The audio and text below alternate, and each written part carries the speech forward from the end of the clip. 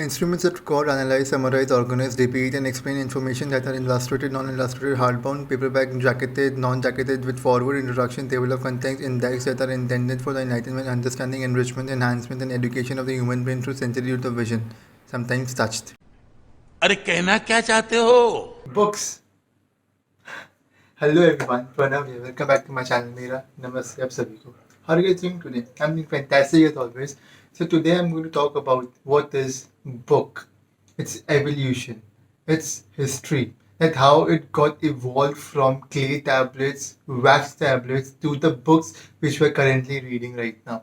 So without wasting any time, let's get started with the video. A book is a medium for recording information in the form of writing or images, typically composed of multiple pages bound together, protected by a cover. The technical term for this physical arrangement is codex. The word book comes from the Old English "bock", which in turn comes from the Germanic root "bock", which cognates with beach. In Slavic languages like Russian, Bulgarian, Macedonian, letter is cognate with beach. When writing systems were introduced in ancient civilization, a variety of objects such as stone, clay, tree bark, metal sheets, and bones were used to write, and they are studied in epigraphy. So now let's talk about its evolution.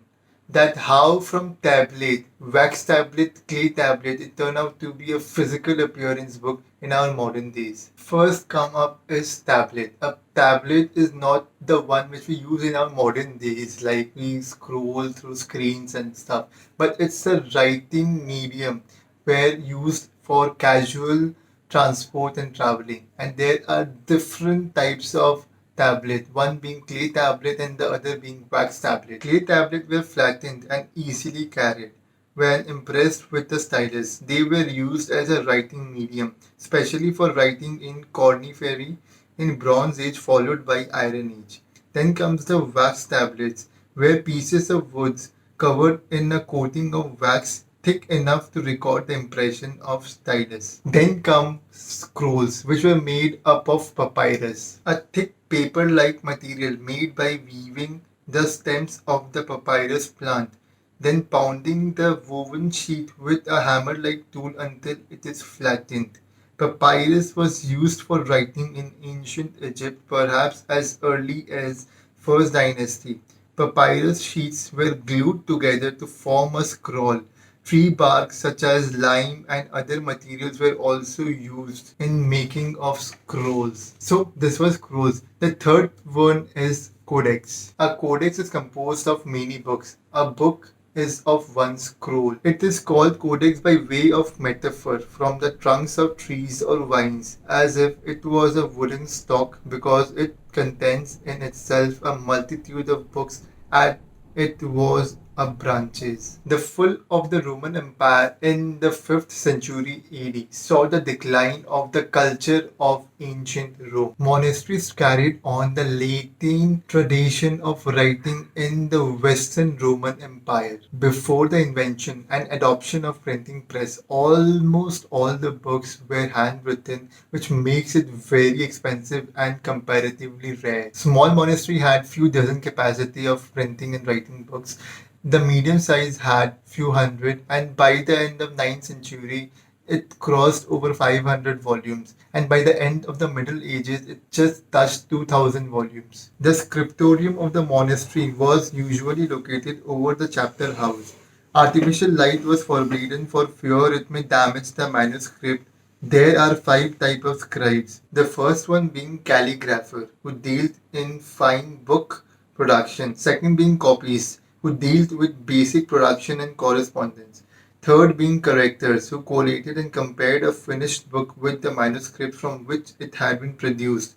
Fourth one is illuminator, who painted illustrations. The fifth one is rubricators, who painted in the red color. The next one being wood block printing. In woodblock printing, a relief image of an entire page was carved into blocks of wood, indeed, and used to print copies of that page. This method was introduced in China in the Han Dynasty, where they used to print on textile and then later on paper. It is widely used throughout East Asia. The next one is movable type and incunabula. Around 1450 is what commonly regarded as independent invention. Around in 1045, China tried to invent a movable type, but there were no surviving evidence related to it. So we are into the final segment where I'm addressing the evolution of book during 19th century to the 21st century. Steam powered printing press became popular in the early 19th century. Their machines could print over 1100 sheets per hour.